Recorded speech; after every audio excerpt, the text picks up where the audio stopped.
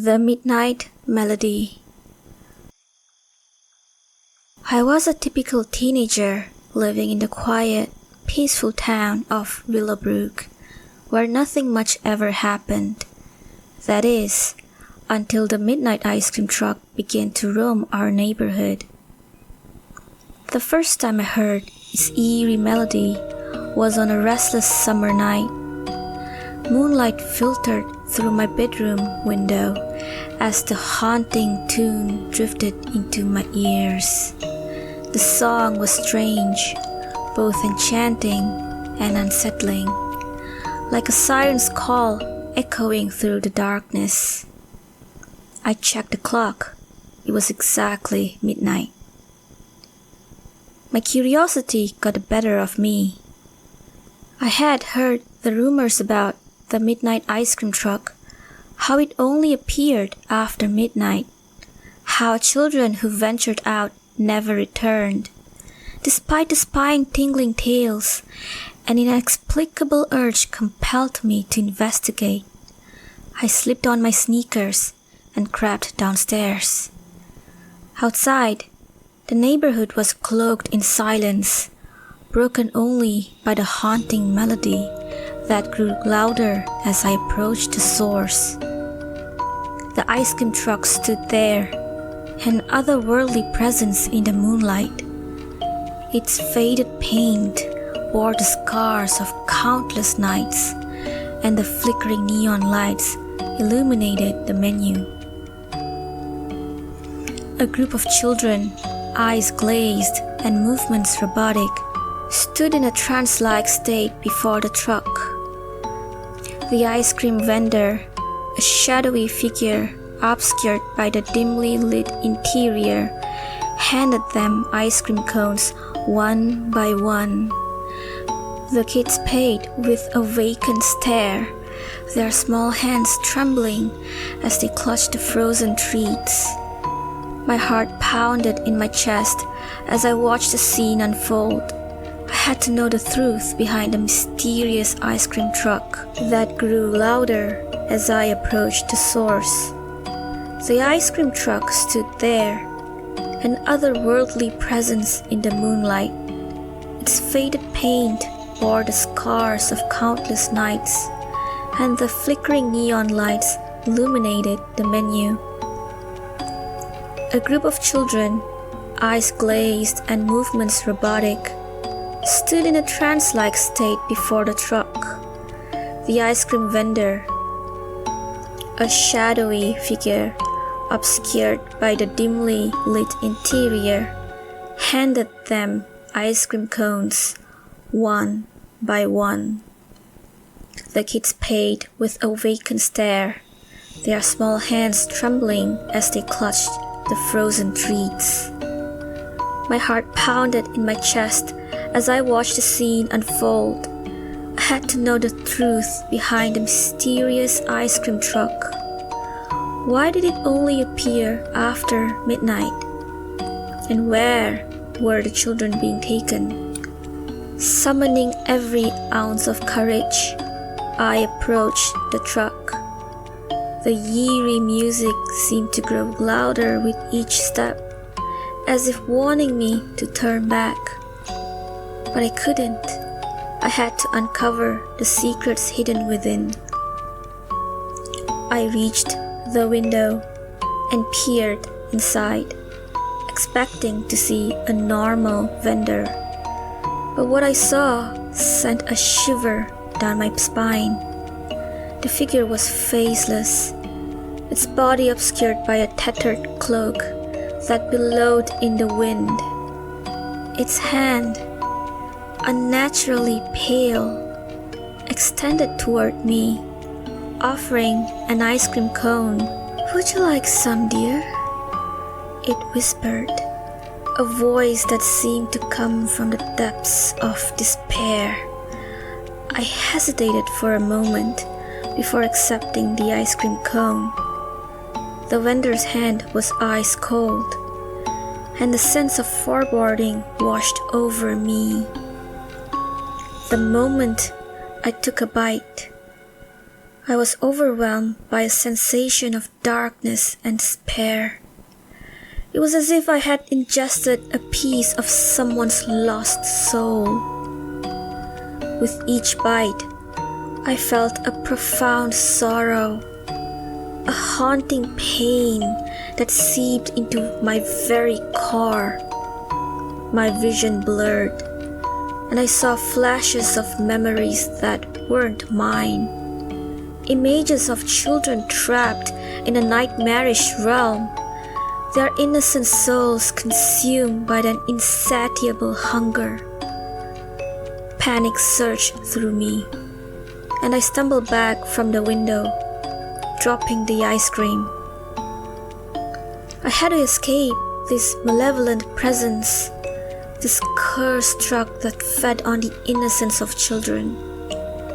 As I turned to flee, I noticed a group of teenagers huddled together in the shadows, just like me, watching the scene unfold. Their faces were a mixture of fear and determination. "We have to find out what's happening here," Jake, one of the teenagers, whispered. With a silent nod, we formed a plan. We would follow the truck, track its route, and uncover its dark secrets. Our curiosity had turned into a relentless quest for the truth.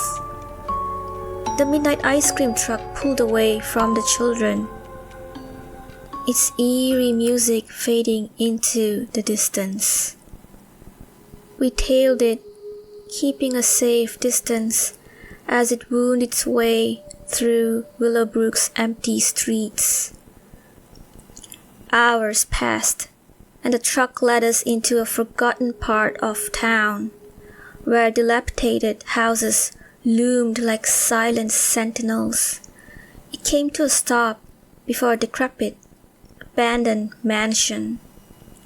The moon cast an eerie glow over the scene as the truck's door swung open. The children, their vacant expressions unchanged, disembarked and entered the mansion one by one, disappearing into its dark depths. We watched in horror as the truck closed its doors and drove away, leaving the mansion shrouded in an unsettling silence.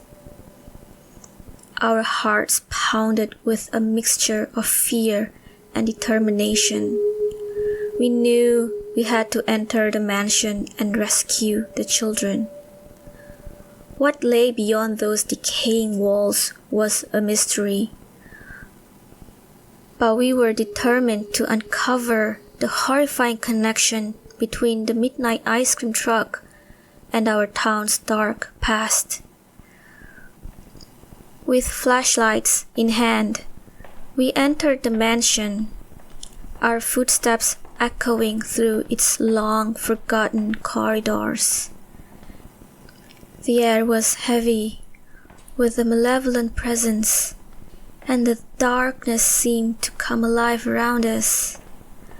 As we ventured deeper into the mansion's heart, we stumbled upon a hidden chamber. The walls were adorned with sinister symbols, and a haunting chant filled the air. In the center of the room, we found a ghastly sight, a monstrous entity. Its form a grotesque fusion of darkness and despair. The entity turned toward us, its eyes filled with malice. It spoke, a voice that echoed with centuries of agony, revealing the horrifying truth. The midnight ice cream truck was a conduit for the entity, a means of luring innocent souls into its grasp. We had to act fast. With a burst of courage, we recited an ancient incantation we had found in a dusty book, one that was said to banish malevolent spirits. The room trembled, and the entity writhed in agony, its form disintegrating into swirling vortex of darkness. As the entity vanished, the mansion seemed to come alive with a cacophony of anguished cries. The children emerged from their trance, confused and disorientated, but unharmed. We led them out of the mansion, and the nightmare was finally over. The midnight ice cream truck never returned to Willowbrook, and the town began to heal from the darkness that had plagued it for so long. We had faced unimaginable horror that night, but we had also uncovered the truth behind the truck's sinister presence. The memory of that night still haunts my dreams, a reminder that even the most ordinary places, unimaginable horror can lurk. Willowbrook would never be the same, but it had learned a valuable lesson, a lesson about the power of courage, determination, and the enduring spirit of those who refuse to be consumed by darkness.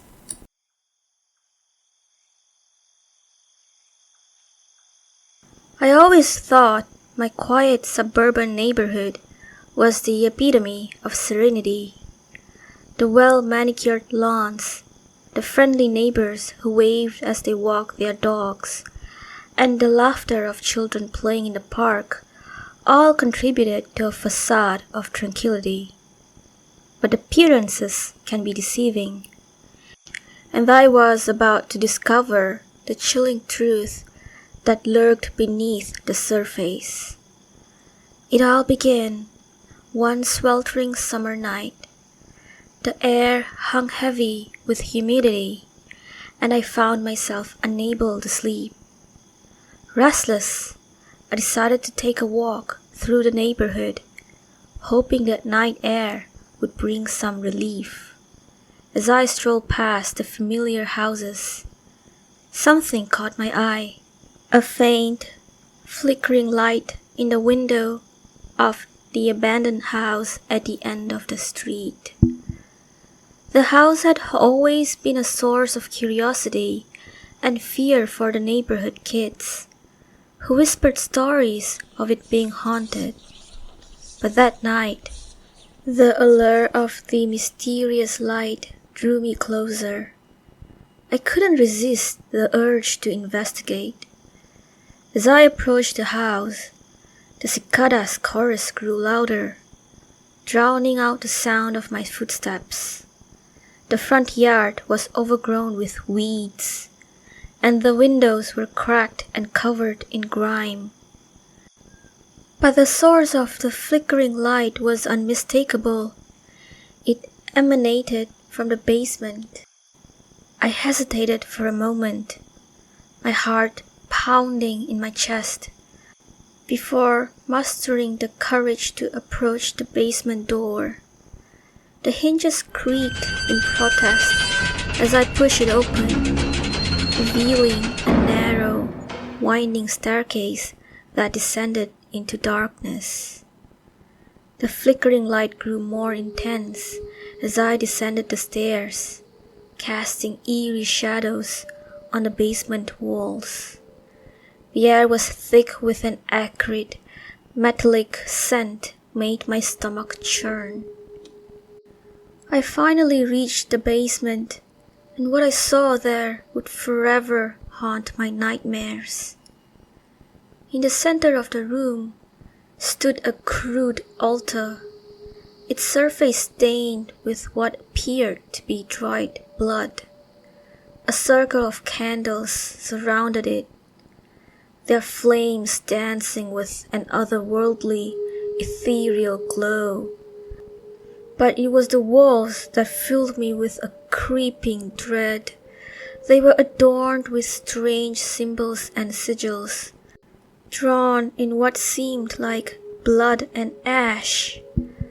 My heart raced as I realized the true nature of the basement. An altar for a malevolent ritual, Panic surged through me, and I turned to leave, but the basement door had slammed shut, trapping me in that nightmarish chamber. As I desperately searched for a way out, a voice echoed through the darkness, cold and otherworldly. "You were not meant to find this place," it hissed. I turned to see a figure emerging from the shadows. It was a woman, her eyes hollow and devoid of emotion. Her voice sent chills down my spine as she spoke of ancient secrets and forbidden knowledge. She revealed that our seemingly idyllic neighborhood held a dark history. Long ago, a secret cult had thrived here, conducting sinister rituals in the pursuit of power and immortality. They believed that by sacrificing the innocent, they could unlock the gateway to other realms and harness unimaginable forces. The woman explained that the cult had disappeared mysteriously, leaving behind only whispers and legends. But their malevolent presence lingered, and the rituals they had performed had unleashed a darkness that now haunted our neighborhood. My heart pounded as I listened to her chilling tale. I knew I had escaped, to warn the neighbors of the darkness that lurked beneath their peaceful lives. But the woman's voice held me in its thrall, and I couldn't move. As she spoke, the candles surrounding the altar flickered and dimmed, casting elongated shadows that seemed to come alive.